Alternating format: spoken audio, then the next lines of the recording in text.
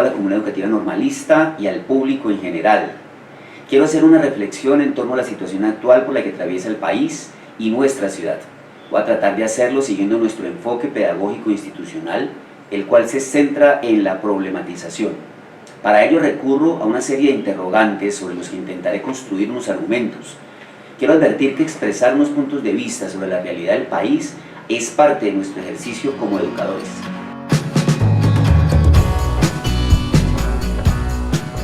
Colombia es uno de los países con mayor desigualdad social y económica de América Latina. En las últimas 3 décadas se han hecho reformas en muchos ámbitos: salud, educación, trabajo, impuestos. Luego de la pandemia y del estallido social, fue evidente un cambio de mentalidad en muchos ciudadanos. Por primera vez en toda la historia republicana fue elegido un gobierno de izquierda. ¿Cómo fue posible eso?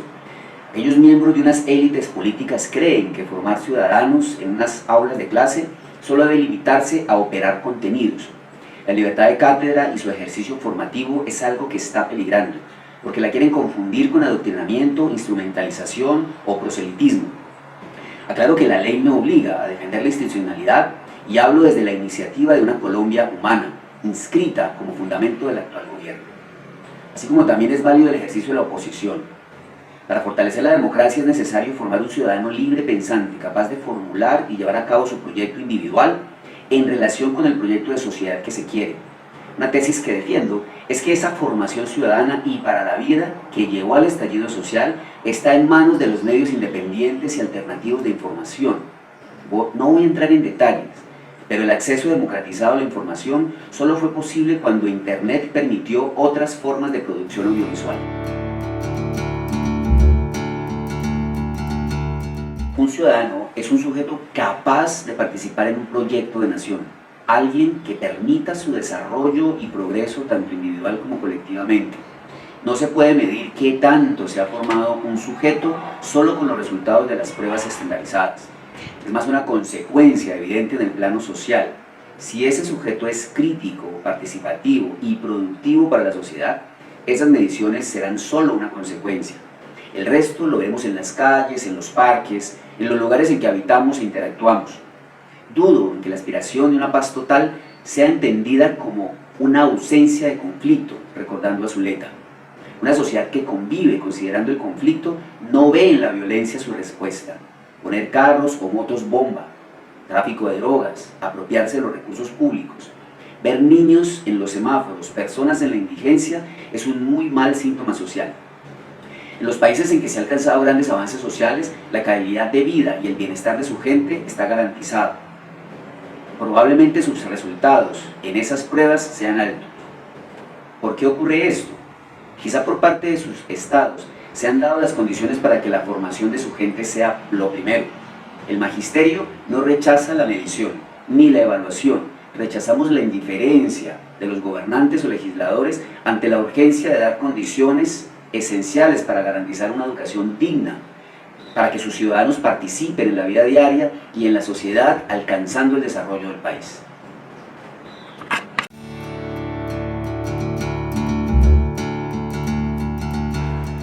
Muchos educadores podrán enseñar que hay palabras agudas y graves, pero del mismo modo, otros enseñan cuán grave es que no se le dé la importancia a la ética para que los recursos públicos lleguen al bienestar de la gente y no vayan a parar a las inmensas fortunas de unos pocos.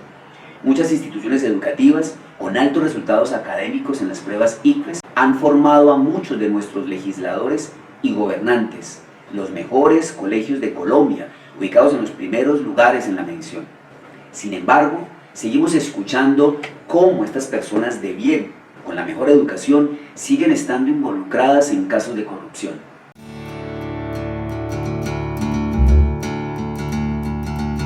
El mundo y la humanidad ha avanzado sin temor a equivocarme a partir de la inconformidad. En todas las épocas ha habido gente que no está de acuerdo con la forma en que se hacen las cosas. Muchos fueron anulados y solo la historia les ha dado la razón. Cada pequeño gesto de lucha ha servido para que la humanidad hoy hable de libertad. Quiero detenerme en un sucinto desglose de términos. No es lo mismo protestar, resistir, parar. Llámenme esencialista, pero creo que lo primero es entender cómo está organizada la sociedad. La ciencia ficción es un buen ejemplo para tratar de entender la diferencia entre lo ideal y lo real. El ser humano, como diría Protágoras, es la medida de todas las cosas. Esta frase, inmersa dentro del pensamiento relativista, nos permite afirmar que la humanidad, en tanto especie grupal, se ha organizado a partir del individuo, cuyo crecimiento y desarrollo no puede darse en soledad. De allí que para sobrevivir es necesario coordinar acciones, sin duda con el propósito de alimentarse, resguardarse de las inclemencias del tiempo o de generar cambios en la organización social. Para todo esto es necesario desarrollar sistemas de comunicación, gestión de recursos y tecnología. Esa agrupación se pudo dar en manadas, tribus organizadas en grupos de recolectores, cazadores, con ciertos niveles de jerarquía. También encontramos estructuras más complejas y dependiendo de sus territorios y recursos, pasaron a ser aldeas, agrarias, pesqueras, mineras.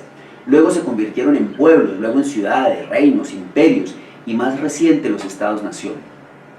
La historia ha mostrado cómo estos estados han sido practicados a través de sus gobiernos. Esta complejización de las organizaciones sociales llevó a cambios en las tecnologías y en la economía, con el fin de mantener territorios o recursos. Sin embargo, la permanente necesidad de supervivencia, desde los que tienen mucho, especialmente la tierra, hasta los que no. El mundo ha sido protagonista de los procesos de organización, como el feudalismo, el capitalismo, el socialismo o comunismo. ¿Qué predomina? ¿Cuál es la constante? La clasificación, las estratificaciones, toda una gama de conceptos. La clase obrera, trabajadora, la clase dominante, los gobernantes, los nobles, los burgueses y la clase guerrera. Una pirámide que se repite una y otra vez. Hacemos parte de una sociedad que responde a una organización cuyas relaciones no solo son simbólicas, sino también materiales. Esa organización implica también relaciones de poder y este se materializa en el poder económico, político y militar. ¿Dónde queda el conocimiento y la educación? Como individuos llegamos a una sociedad que ya cuenta con reglas, leyes y normas para que todo funcione. Pero, ¿qué es todo? ¿Y qué es que funcione? Los recursos entran a satisfacer las necesidades primarias de los seres humanos. ¿Quién los produce? ¿Quién los distribuye? ¿Quién los consume? Vuelvo a la ciencia ficción. Recordemos a Divergente y a los Juegos del Hambre. Sociedades organizadas en facciones o distritos. Algunos de estos relatos se fundan en ideas utópicas y otros en formas distópicas y apocalípticas de organización. Muchos, si no todos los resultados de decisiones de los gobernantes productos de guerras catastróficas. Algunos de estos relatos se fundan en ideas utópicas y otros en formas distópicas y apocalípticas de organización. Muchos, si no todos, son el resultado de decisiones de los gobernantes producto de guerras catastróficas. Luego de lo cual hay que refundar la sociedad. Estas narrativas, literarias y cinematográficas, son un reflejo simbólico de muchos de los modelos que se han teorizado por sociólogos y economistas. Algo que también permanece en estas historias es la rebeldía y la inconformidad. En nuestra realidad, los líderes sociales, los intelectuales y otros actores han sido protagonistas en los cambios que las sociedades han afrontado. Las crisis y los conflictos han llevado a grandes transformaciones.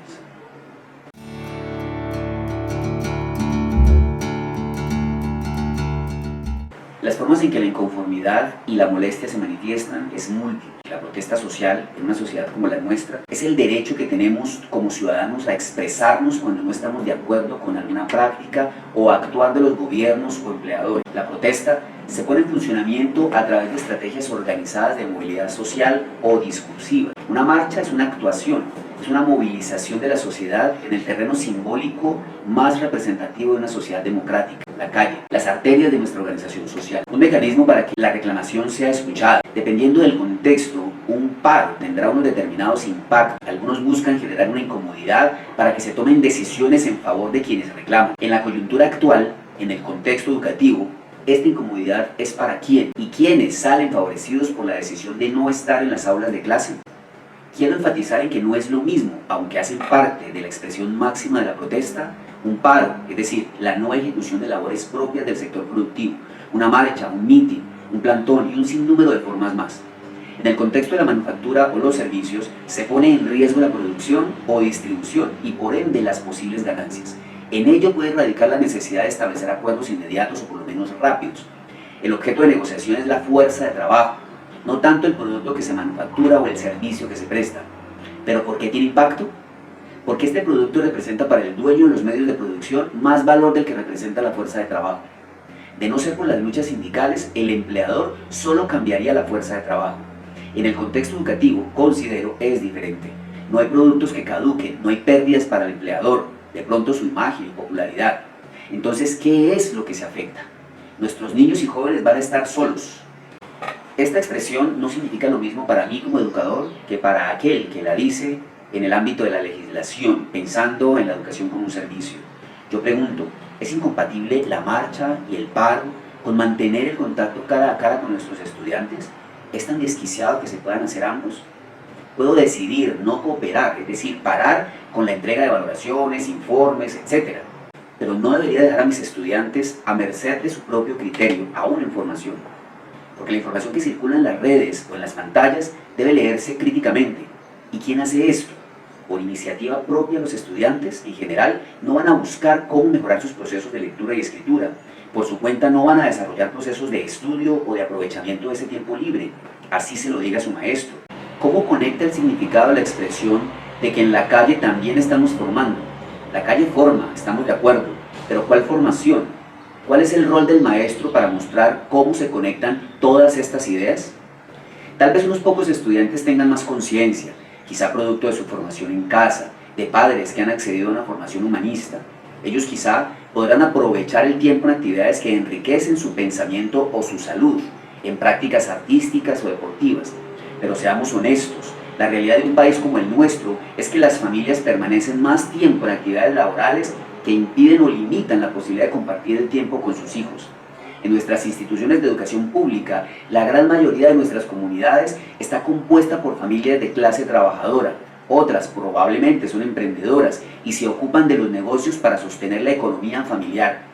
De modo que ese mejoramiento de la capacidad de reflexión, crítica y conciencia social y política en nuestros ciudadanos en formación, en la casa, no se va a dar de manera tan fluida como muchos creen.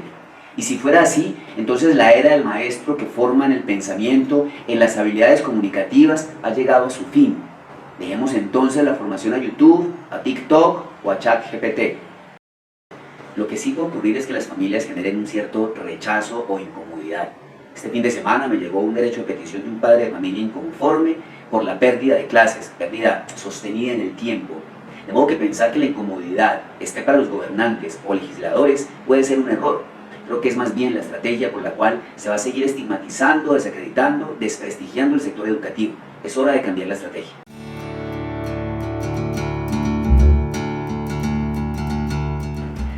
Como ciudadanos estamos en la libertad de expresar nuestras opiniones sobre el funcionamiento social. En los ejercicios democráticos hay aspectos que nos unen y aspectos que nos apartan. En la actual situación de protesta, como gremio, estoy defendiendo que la educación pública sea un derecho fundamental que oriente el desarrollo de ese sujeto crítico y activo a través de una ciudadanía efectiva, en cuyo proyecto de vida encuentre la felicidad. Ese mismo ciudadano que apoyará, cuando sea el momento, un proyecto de país. Sin embargo, hay distanciamientos en las maneras como participamos y desarrollamos el ejercicio de la protesta y la movilización social. En esta práctica social hay vinculadas cargas ideológicas, pensamientos conservadores de derecha, liberales de izquierda y una amplia gama en ambos lados. Esto tiene que ver con cómo algunos sectores de la sociedad ven el desarrollo de los procesos en educación, un servicio que cuesta o un derecho que se ejerce. Habrá momentos en donde no compartiremos las formas en que desarrollamos las acciones de uno u otro lado. En lo personal, no considero que los estudiantes deban perder ese contacto cara a cara con su maestro, que quede por fuera de esa interacción o acción pedagógica de conversar sobre los temas que la sociedad ha marcado como necesarios y fundamentales. Todo ese capital que la humanidad ha acumulado por siglos y que se consagró en la Ley General de Educación, tanto en sus fines como en las áreas que ese conocimiento ha organizado. Muchos solo entendieron que los artículos 23 y 31 eran para crear feudos académicos en el terreno del plan de estudios, desconociendo también la vocación y los intereses de los estudiantes. Sigo sin entender cómo estos espacios de protesta no potencian la reflexión desde la ética, la historia y la constitución política, el mejoramiento de la lectura crítica de los medios de comunicación, estrategias para mejorar el debate, en fin.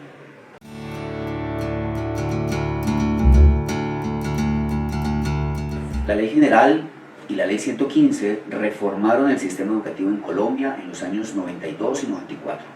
Y los principios que se erigen en estas leyes no se han terminado de cumplir. Pero como dije antes, muchos no han terminado de entender un gran número de documentos de política educativa, muchos de los cuales, si se leen minuciosamente, nos pueden ayudar a transformar ese ciudadano en formación. Volviendo a la ciencia ficción, recordemos a Neo, una gesta revolucionaria posterior a la que ejercieron las máquinas. Ojo, porque la IA es protagonista en esta historia. Las revoluciones no se ganan desde afuera, todo sistema encuentra los medios para blindarse. De modo que para romper o hackear un sistema hay que conocerlo y transformarlo desde adentro. Otra forma no es posible. La educación en Colombia ha sido especialmente buena para quienes la ven como un negocio. No tengo los datos, pero voy a especular. Más de la mitad de las instituciones en Colombia son privadas y apuesto que están concentradas en ciertos territorios. Muchas zonas del país no cuentan con instituciones públicas cercanas y accesibles. Las condiciones para la administración y la gestión escolar se han venido precarizando. La financiación cada vez se reduce. En el distrito de Santiago de Cali, un gran porcentaje de la canasta educativa se va en ampliar la cobertura. Hablar de casi 3 billones para sanear la infraestructura hace impensable llegar a la meta y sería necesario mucho tiempo para ver resultados. De modo que las instalaciones físicas se deterioran aún más. Sumado a esto, la débil formación ética cívica que incide en el poco respeto por el entorno educativo y la falta de actitudes que contribuyan al cuidado del espacio físico y social que hace que las instituciones educativas sean cada vez menos atractivas. Los gobiernos de algunas entidades territoriales, dado el poco tiempo de sus administraciones, quieren hacer visibles los resultados en términos de medición y sin desconocer que es algo que hay que tener en cuenta, lo más importante es identificar cuál es el impacto en el desarrollo de la ciudad, no solo en el ámbito económico, sino en el bienestar general, la seguridad, la movilidad, la cultura, el deporte y sobre todo la educación son temas que se abordan con programas efectivos. En educación, hace poco se habló de un pacto por la calidad y se cubrió una pared en la Secretaría de Educación para exponer cómo la ven las comunidades educativas. Sin embargo, lo que debe haber es un pacto político, un proyecto de ciudad. Y eso se logra involucrando en su gestación a los diferentes actores, especialmente a los líderes educativos que día a día batallan con las debilidades de un sistema que no ha establecido sus prioridades.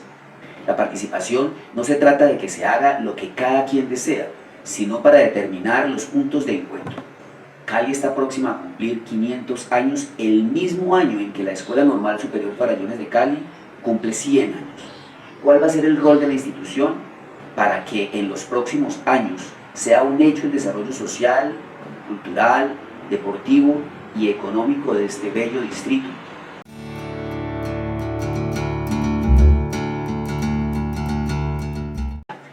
Un factor clave que ha abordado la reflexión en los últimos años tiene que ver con la calidad educativa.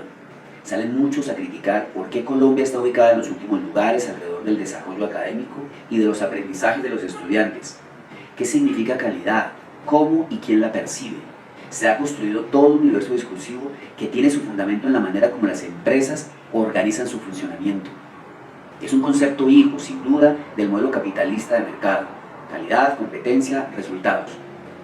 La educación tiene factores bastante diferentes alrededor de ese aspecto, porque tiene que ver con la formación de un ser humano.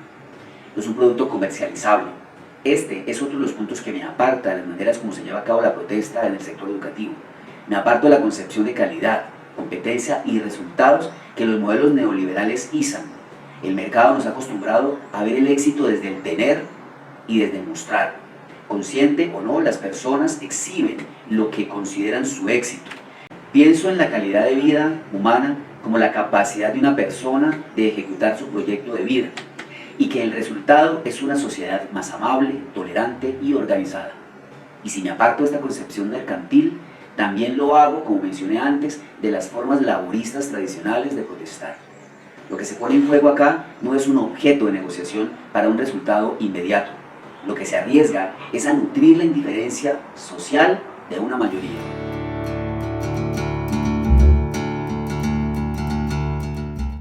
En los últimos 30 años nos han mantenido en un cierto nivel de homogeneidad en las instituciones públicas, producto quizá de una ausencia del ejercicio de la autonomía institucional.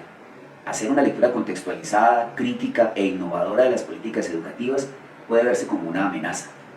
Cuando en la normal hablamos de hacer las cosas en esencia como propone la Constitución y la Ley de Educación, algunos disienten porque no es como les han enseñado o aprendido a hacer las cosas. Colombia está en crisis justamente porque nos está ganando la violencia y la polarización. ¿Qué debe movilizar una sociedad democrática participativa? En 30 años, ningún gobierno ha generado las condiciones para que haya una formación con altura y dignidad para todas y todas. En Cali se puede ver la estratificación de algunas instituciones en términos de su dotación, infraestructura. En todos estos años, la legislación ha limitado la capacidad de ejercer esa autonomía, orientando cómo deben hacerse las cosas, y pese a que las instituciones, las agremiaciones y los rectores se pronuncian, siguen los mismos parámetros generales que limitan la organización del talento humano, limitan las condiciones de infraestructura, no se puede contar con los recursos para el mejoramiento y mantenimiento de la infraestructura. Pero no solo las administraciones centrales, sino también nosotros mismos, docentes y directivos, limitamos el desarrollo de apuestas curriculares y organizacionales diferentes. Todo esto lamentablemente genera las condiciones para que no avancemos como sociedad. Y tratando de asegurar que eso pase, se contratan muchos millones para que las universidades y otros actores brinden asistencia técnica a las instituciones educativas. Claro está que no todo es desalentador. Algunas instituciones, sin ser mayoría, dan un esbozo de lo que sería la autonomía y cómo ejerciéndola pueden desarrollar procesos innovadores en la construcción curricular y organizacional.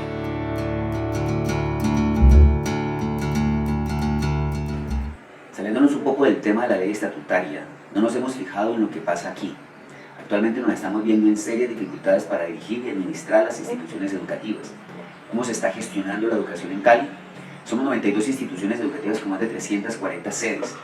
Hablar de calidad educativa en una ciudad que carece de personal docente, que no cuenta con el personal administrativo necesario, que no cuenta con los profesionales en psicología que ayudan a la gestión de la convivencia, es complejo. Sumado a que los recursos financieros son precarios para sostener la infraestructura. Algunas instituciones educativas pierden estudiantes porque no hay maestros. Los directivos de Santiago de Cali nos estamos organizando para el sano ejercicio de la protesta. Algunos rectores son señalados por manifestar su postura crítica y otros son cuestionados por disentir en las formas de ver y ejercer la protesta. El hecho es que la ciudadanía sigue estando en el medio y cada vez menos empoderada y menos consciente de que los verdaderos problemas son producto de fallas estructurales en el fundamento de la sociedad. Solo ven que hay mucho hueco en las calles, que hay mucho atraco, que hay mucho microtráfico, muchas peleas. Pero ¿qué hay detrás de todos estos síntomas? ¿Qué estamos haciendo como sector? Nos une el derecho a una educación pública de calidad en nuestra ciudad.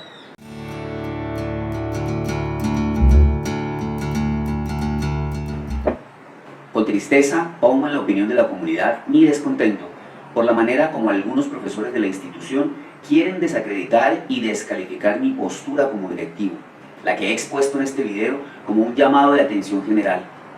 El derecho al buen nombre no se puede ver afectado por unos cuantos ciudadanos que no comparten nuestros planteamientos. Construyamos un debate con altura y argumentos y llevémoslo al campus institucional en el que deberían participar las y los estudiantes. Respeto el movimiento sindical, soy un estudioso de la protesta y cómo ésta se ve fortalecida con un acceso democratizado a la información. Aplicando la filosofía que sustento hoy, concursé para un cargo directivo, un espacio desde el cual, con hechos concretos, podemos evidenciar transformaciones. El plan de estudios de la normal tiene asignaturas como organización y evolución de las sociedades, problemáticas educativas contemporáneas, legislación educativa, crisis y conflictos de las sociedades contemporáneas, historia y cultura, debates. Los estudiantes son el motor de esta transformación y ya va teniendo efecto en la manera como los estudiantes empiezan a ejercer este derecho a la protesta, cuando considera que un docente no responde como es debido. Que tenga razón o no será el resultado de sus argumentos o evidencias, pero esto será el inicio para que nuestros egresados continúen su formación y ocupen cargos de liderazgo, dirección o gobierno. De lo contrario, seguirán los mismos con las mismas. Sigo convencido de nuestro rol como educadores en la transformación de estas vidas que orientamos. Cuando le pregunto al maestro si entra o no en paro, lo hago para organizar y direccionar un proceso institucional de la manera más expedita posible. Siguiendo el cronograma institucional, se han llevado a cabo reuniones de consejo académico y directivo. Quiero concluir diciendo que no todo es desalentador. Muchos son los docentes que forman el pensamiento crítico, en el conocimiento de la historia y las problemáticas de este país y de la institución. Agradezco a esos docentes que continúan en contacto con sus estudiantes y la comprensión de todos los miembros de la comunidad en este difícil momento por el que atraviesa la educación en el país.